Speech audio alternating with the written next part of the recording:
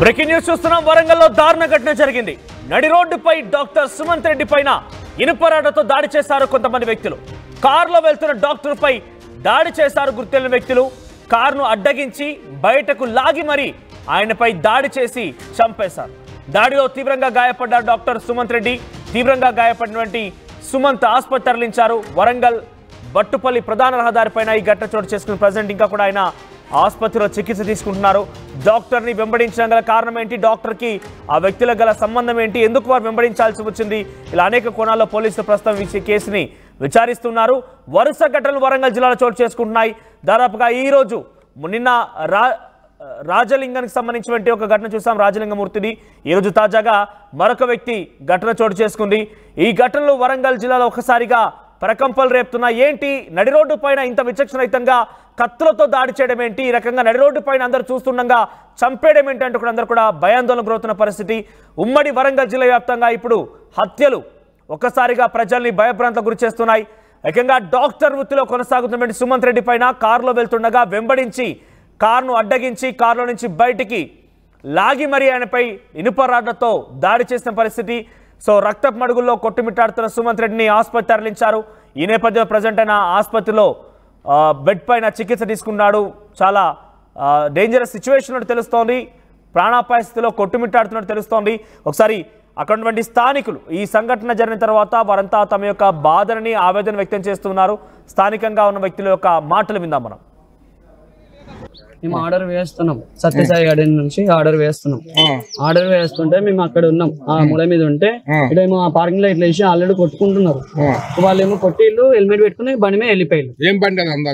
ఏమో అంత దూరం నుంచి అవపడదు కదా చీకట్లా. దగ్గరకు వచ్చేసరికి ఆల్రెడీ పడ్డాడు, ఆయన పడిపోయి కొట్లాడుకుంటాను. అప్పటికి అంబులెన్స్ ఫోన్ చేసిళ్ళు, ఇక్కడ వాళ్ళు వచ్చిళ్ళు. అప్పటికి వచ్చిళ్ళు 3-4 వచ్చిళ్ళు. వాళ్ళు వచ్చి ఆపిళ్ళు, 2 వ్యక్తులు ఉన్నారు, వాళ్ళు వచ్చి ఆపిళ్ళు బండి మీద. హెల్మెట్ పెట్టుకున్నారు,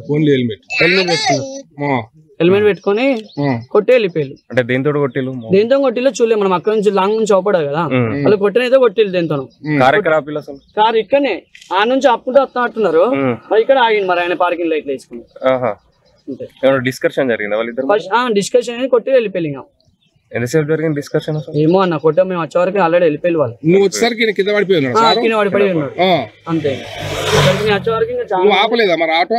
నేను ఆపినాయిడా చూసినా ఆపిన. వాళ్ళందరూ వచ్చి పాపం ఇక్కడ వాళ్ళందరూ వచ్చి అంబులెన్స్ ఫోన్ చేసే వరకు అప్పటి కూడా కొట్టుకుంటాను పాపం. చాలా టైం అయితే నేను వెళ్ళిపోయినా, నాకు టైం అయిపోయింది. రాజేష్.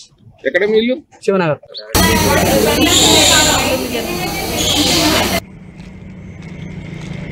అడ్డం వస్తే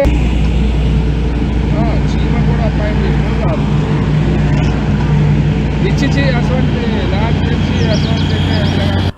ఈ ఘటన వరంగల్ బట్టుపల్లి ప్రధాన రహదారిపైన జరిగింది. సుమంత్ రెడ్డి ఆయన డాక్టర్గా ఉన్నారు. సో ఇంతలోనే ఆయనని వెంబడించిన కొంతమంది వ్యక్తులు హెల్మెట్ ధరించారు. ఒక బైక్ పైన ఇద్దరు కలిసి వచ్చారు. వారి చేతిలో రాడ్లు ఉన్నాయంటూ లైవ్గా అక్కడ చూసిన వ్యక్తులు కొంతమంది మనం చూసాం. వారు మాట్లాడుతున్న మాటల్లో ఆ కారును అడ్డగించి కారులో నుంచి బయటకు దిగమని చెప్పి లాగి కింద పడిపోయిన తర్వాత విచక్షణరహితంగా ఇనుపరాడతో దాడి చేసినట్టు తెలుస్తోంది. అంతలో అక్కడ చేరుకున్న కొంతమంది అంబులెన్స్కి ఫోన్ చేసి ఆసుపత్రి తరలించారు. ప్రజెంట్ ఆయన ఆసుపత్రి బెడ్ పైన ప్రాణాపాయ స్థితిలో కొట్టుమిట్టాడుతున్నట్టు తెలుస్తోంది. ఎస్, మా ప్రతినిధి వెంకటరత్నం సిద్ధంగా ఉన్నారు లైవ్లో. ఎస్ వెంకటరత్నం, ఏంటి ఉమ్మడి వరంగల్ జిల్లాలో వరుస హత్యలు కలకలం రేపుతున్నాయి, ప్రజలు కూడా భయాందోళన గురి చేస్తున్నాయి. అందరూ చూస్తుండగానే నడి రోడ్డు పైన పగరొకసారి ఈ రోజు నిన్న జరిగిన సంఘటన కొంత రాత్రి సమయంలో జరిగిన తెలుస్తోంది. సో 2 ఘటనలు కూడా నడి రోడ్డు పైన విచక్షణరహితంగా దాడి చేయడం, దాదాపుగా చంపేయబోయారు. ఒక సంఘటనలో ఒక వ్యక్తి మరణించడం, ఆల్రెడీ ఇంకో సంఘటనలో ఇప్పుడు కొంత ప్రాణాపాయ స్థితిలో కొట్టుమిట్టాడుతున్నట్టు తెలుస్తోంది. ఈ విషయాలపైన, ఈ వరుస ఘటనలపైన పోలీసులు ఏం చెప్తున్నారు? ప్రజెంట్ సుమంత్ రెడ్డి ఆరోగ్య పరిస్థితి ఎలా ఉంది?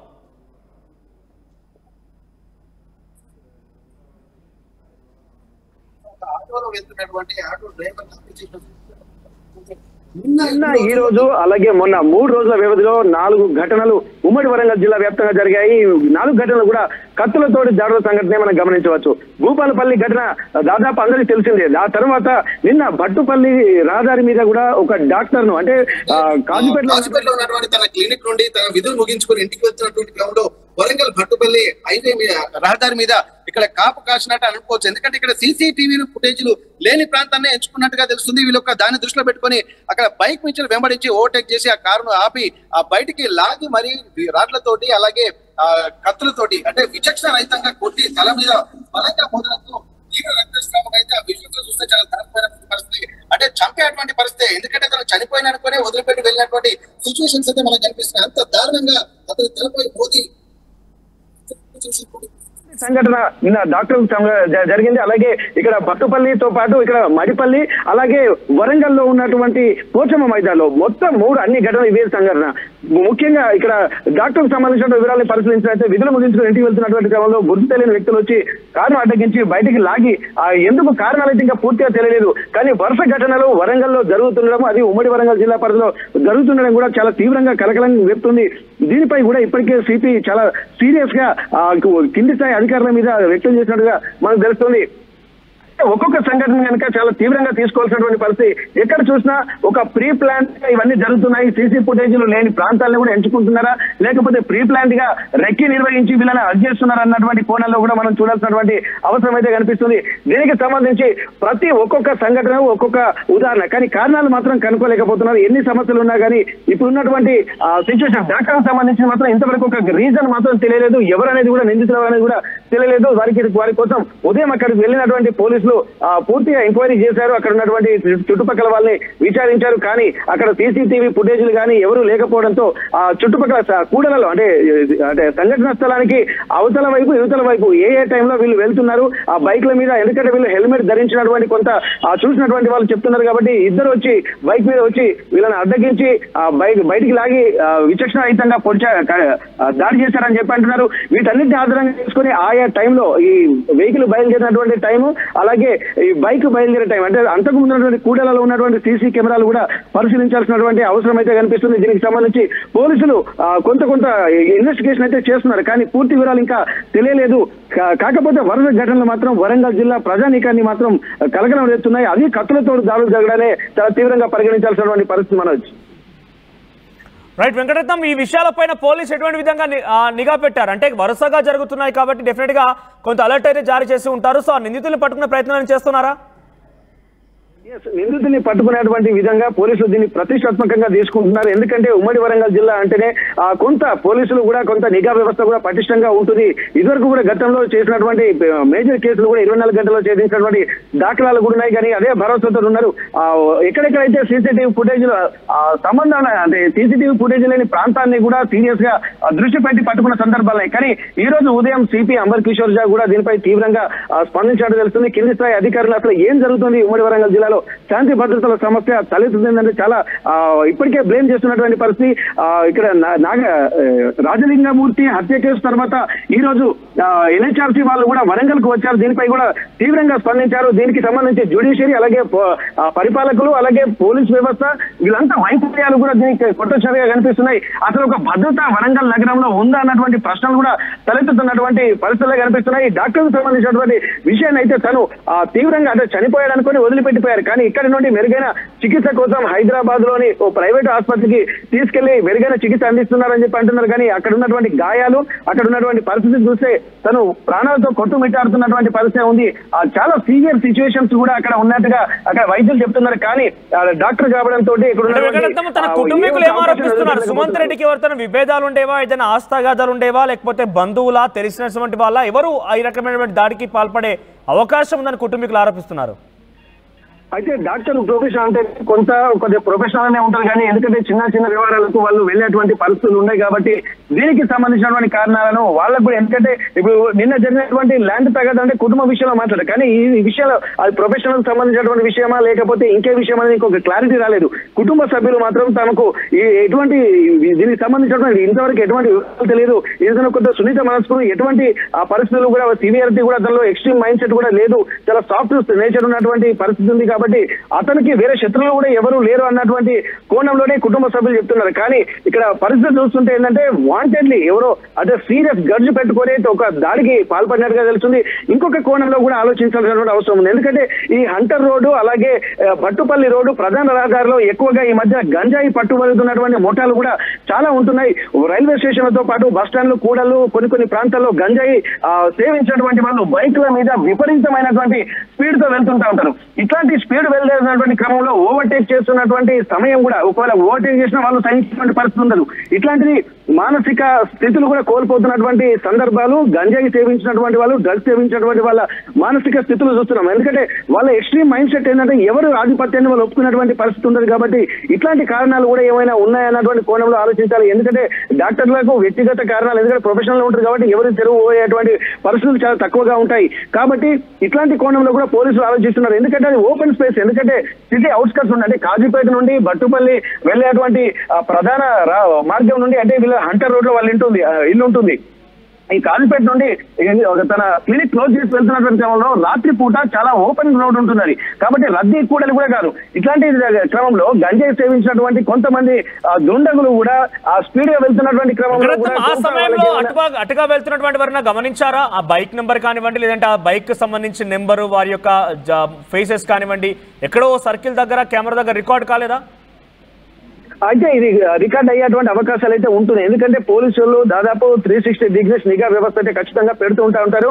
కాకపోతే ఇక్కడ మనకు ఒక చిన్న క్లూ ఏంటంటే ఇక్కడ అది ఎవరు బైక్ మీద వెళ్తున్నటువంటి ఇద్దరు వ్యక్తులు అని చెప్పి ఒక ప్రత్యక్ష సాక్షి చూడడము దానికి సంబంధించిన కొన్ని వివరాలు చేయడము వాళ్ళు హెల్మెట్ పెట్టుకొని రావడం. అంటే ఒకవేళ ఇద్దరు ఉంటే మాత్రము ఒకరే హెల్మెట్ పెట్టుకొని మామూలుగా వెళ్తుంటారు. కానీ ఇద్దరు హెల్మెట్ ధరించి రావడం ఏంటంటే ఇది ప్రీ ప్లాన్ గానా అన్న కోణంలో మళ్ళీ ఆలోచించాల్సినటువంటి అవసరం అయితే కనిపిస్తుంది. ఒకవేళ గంజాయి సేవించినటువంటి వాళ్ళు ఎట్లాంటి ప్రికాషన్స్ తీసుకోరు. వాళ్ళు ఓపెన్ మైండ్ సెట్ అంటే ఓపెన్ హెడ్ తో అంటే హెల్మెట్ ధరించి వెళ్లకుండా దాదాపు ర్యాష్ డ్రైవింగ్ తోటే వెళ్తూ ఉంటారు. అంటే పలు కోణాల్లో ఉన్నారు. కానీ ఈ బైక్ సంబంధించినటువంటి వివరాలు అంటే ఈ అబ్బాయి తను అక్కడికి కింద పడి డాక్టర్ గారు కింద పడి కొట్టుకుంటున్నటువంటి టైంలోనే అక్కడ దగ్గరికి గొడవ పడుతున్న దగ్గరికి వెళ్లే టైంలో అప్పటికి వాళ్ళు వెళ్ళిపోయినట్టుగా తెలుస్తుంది. ఒకవేళ వెళ్ళిపోకుండా కానీ అక్కడ ఉన్నటువంటి సిచ్యువేషన్స్ రాత్రిపూట జరగడం చూసి వీళ్ళు భయపడేటువంటి అవకాశాలు కూడా ఉంటుంటాయి. కాబట్టి అక్కడికి వెళ్లే సమయంలోనే ఆ బైక్ వెళ్ళిపోయిందని చెప్పేటప్పుడు దీన్ని దృష్టిలో పెట్టుకొని ఆ సమయము ఏ వైపు వెళ్ళిందన్నటువంటి ఆ కోణంలో కూడా పోలీసులు ఆ సీసీటీవీ ఫుటేజ్ పరిశీలిస్తున్నారు. నాకు తెలిసి ఇప్పటికి వాళ్ళకి ఒక పోలీసులు బయటకైతే విషయం చెప్పలేదు కానీ ఒక క్లారిటీకి అయితే వచ్చినట్టుగా తెలుస్తుంది. దానికి సంబంధించినటువంటి పూర్తి వివరాలు వచ్చేంత వరకు కొంత సమయం పాటించాల్సినటువంటి అవసరం అయితే కనిపిస్తుంది. మనోజ్, సుమంత్ రెడ్డి ఆరోగ్య పరిస్థితి ఎలా ఉంది ఇప్పుడు? ప్రస్తుతానికి సుమంత్ రెడ్డి ప్రాణాపాయ స్థితిలో ఉన్నాడు. తను చాలా సీరియస్ అంటే దాదాపు వెంటిలేటర్ పైన ఉండి చికిత్స ఉండేటువంటి అవకాశం అయితే కనిపిస్తుంది. అతను తీవ్ర రక్తస్రావం కావడంతో దాదాపు ఆ రక్తపు మడుగులో బ్లడ్ కూడా దాదాపు అంటే ఎక్కువ మొత్తంలో కింద పోయి ఆ క్లాట్ అయిపోయినటువంటి పరిస్థితి. అంటే ప్రాణాపాయం ఎంత సీరియస్ మనకి అక్కడ అర్థమవుతుంది. ఎందుకంటే బ్లడ్ లేకపోవడము ఆ ప్లస్ తల మీద బలమైనటువంటి గాయాలు కావడము హెడ్ ఇంజరీస్ అవుతున్నప్పుడు ఇక బ్రెయిన్ కి సంబంధించి ఏమన్నా సీవియర్ ఇష్యూస్ అయితే మాత్రం ఖచ్చితంగా ప్రాణాపాయం మీదకి వచ్చేటువంటి అవకాశం ఉంది. ప్రస్తుతానికైతే కోన ప్రాణంతో అయితే కొట్టుమిట్టాడుతున్నటువంటి పరిస్థితి కనిపిస్తుంది. మనోజ్, రైట్ వెంకటరత్నం. సో మొత్తం మీద సుమంత్ రెడ్డి పైన దాడి చేసింది ఎవరు ఇంకా పోలీసులు తెలుసుకోలేకపోతున్నారు. అదొక ప్రధాన రహదారి, ఎటువంటి సీసీ కెమెరాలు లేవు. మరి కావాలని టార్గెట్ చేసి ఎవరిని వెంబడి పడ్డారా? వారికి విషయంలో ఎవరికైనా తగాదాలు ఉన్నాయి, ఎవరితో విభేదాలు ఉన్నాయని చెప్పి కుటుంబీకులు అడిగినా కూడా కుటుంబీకులు ఎవరిపైన ఆరోపణ చేయడం లేదు. వారు చాలా సైలెంట్గా మాకు ఎటువంటి వారితో శత్రుత్వం లేదు, చాలా స్మూత్గా సాఫ్ట్గా ఉండే వ్యక్తి ఆయన, ఎవరితో తగాదాలు కూడా పోయేవాడు కాదు. సో అటువంటి అనుమానాలు ఏమీ లేవని చెప్తున్నారు. మరి ఎవరు అక్కడికి వచ్చింది? సో ఆరోపిస్తున్న ప్రకారంగా వెంకటరత్నం చెప్తున్న డీటెయిల్స్ ప్రకారంగా చూస్తుంటే కొంతమంది అటు రోడ్ వెంబడ నిత్యం యువకులు కొంతమంది ఆకతాయిలు గంజాయి లేదా ఇతరత్ర మారక ద్రవ్యాలు సేవించి ప్రయాణిస్తుంటారు. కాబట్టి ఎవరైనా ఓవర్టేక్ చేయాలని కానీ లేకపోతే కావాలని రెచ్చగొట్టే విధంగా ప్రయత్నం చేసి మరి ఆయనతో దాడికి పాల్పడ్డారా, ఏం జరిగిందంటే కూడా కొంత అనుమానం వ్యక్తమవుతోంది. సో మొత్తం మీద ప్రెజెంట్ అయితే సుమంత్ రెడ్డి యొక్క ఆరోగ్య పరిస్థితి చాలా విషమంగా ఉన్నట్టు తెలుస్తోంది. అక్కడ లైవ్లో అంటే ఆ ఘటన జరిగిన నేపథ్యంలో చాలామంది స్థానికులు కొంతమంది దూరం నుంచి చూసామని చెప్తున్నారు. ఆ సంఘటన జరిగిన తర్వాత కొంతమంది అక్కడికి చేరుకొని అంబులెన్స్కి ఫోన్ చేసి ఆసుపత్రికి పంపించిందేమేమని చెప్తున్నారు. ఒకసారి వారి ఒపీనియన్ ఏంటి, వారు ఎవరిని చూశారు, అక్కడ జరిగిన సంఘటన పైన వారి మాటలు వినండి. Doctor Sumanth Reddy MBBS. నిన్న డ్యూటీకి వచ్చిందా? నిన్న రోజులాగానే 6 o'clock నుంచి 9:30 వరకు ఉన్నాడు. 9:30కి రిటర్న్ అయ్యండి.